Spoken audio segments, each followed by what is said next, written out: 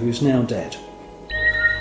He had a military career that lasted more than 20 years, and during that time he served at the White House, and then he was a senior official at the Pentagon. And in this book, which is an astounding book, he clearly says that there is a war going on in space.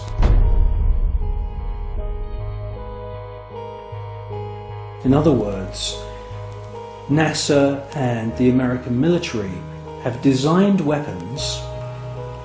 He says in his book that some of the weapons are based on patents of the genius inventor Nikola Tesla. Philip Corso tells us that there are plasma beam weapons being used against these UFOs, and that sometimes these UFOs are hit.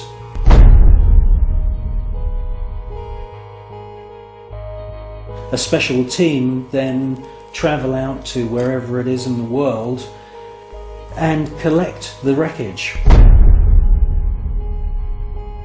Now, from the wreckage they back engineer any useful technology. In his book he clearly states that microchips, semiconductors, fiber optics, lasers, many other new metal alloys have all been back engineered from wreckage which they've collected from UFOs which have been shot down by the American government.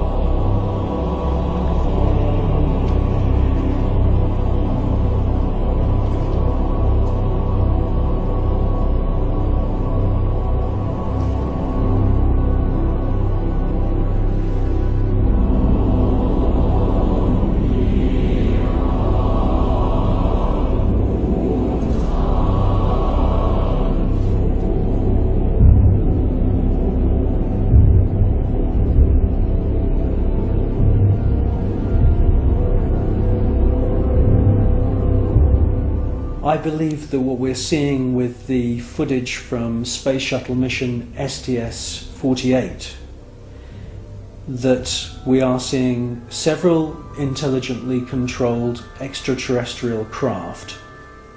And yes, I do believe that the flashes are the firing of some very, very top secret weapon which is able to produce an electronic or electromagnetic plasma kind of death ray that is being used against these UFOs. I do believe that that is exactly what we're seeing.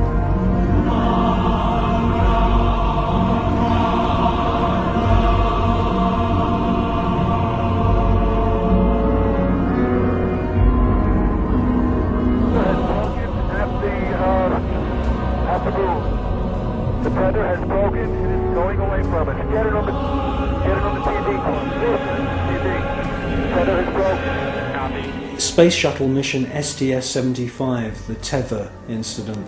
A lot has been said about this incident. Personally, I feel that most of the objects that you see are actual individual parts of the tether, just floating around in space, and that they're out of focus. It's a fascinating piece of footage, and I wouldn't be surprised if there weren't, quite a few UFOs coming into the scene to check out our technology, just as the same as they've done many times before. The crew can see the tether and see the satellite. It's beautiful.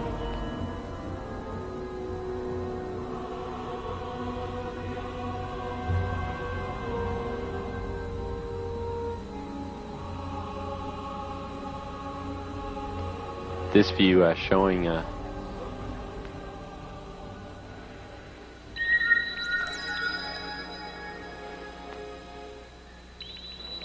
satellite. Again, just moving into sunrise. 81 nautical miles now from Columbia.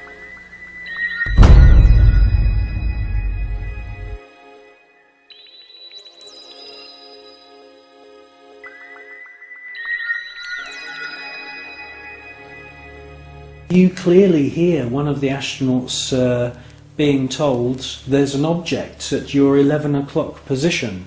It's about your 10 o'clock, 11 o'clock going away. Don't worry about it. And the other astronaut, who's obviously in the know, says don't worry about it. Out there. I'm not sure what you're talking about. I suspect that the senior astronauts, the astronauts who've been up more than just once, are fully aware that there is a very large number of unexplainable objects flying around. Never mind.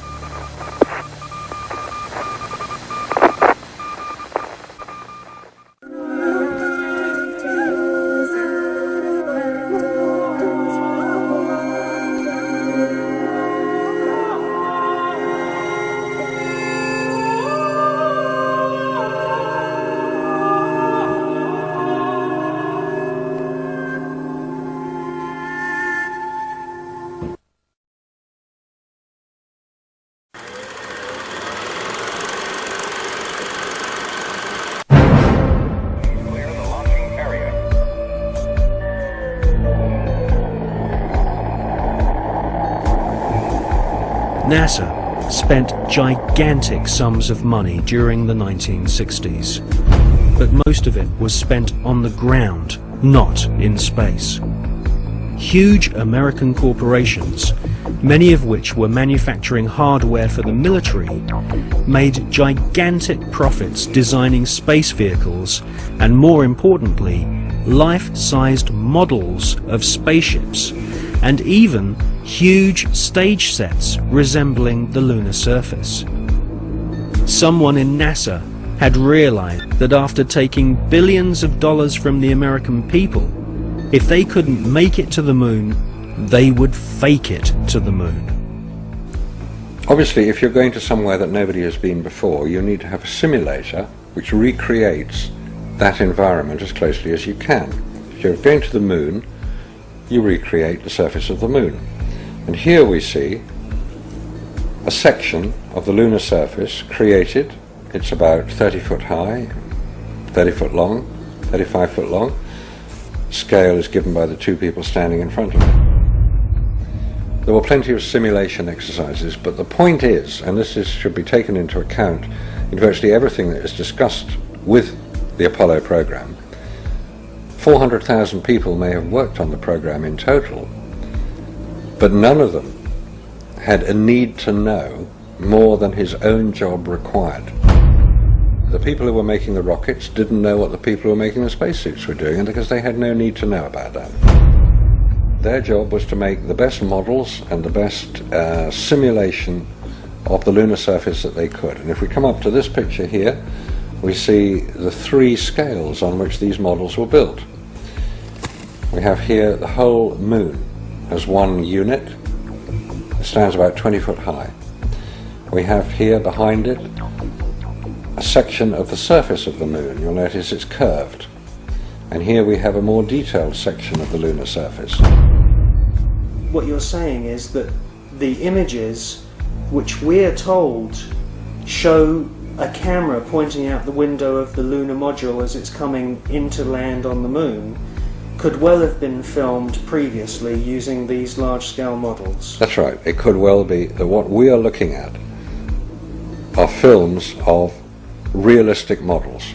We have no means of knowing if they were actually taken on the lunar surface or whether what we're watching is part of the simulation exercise.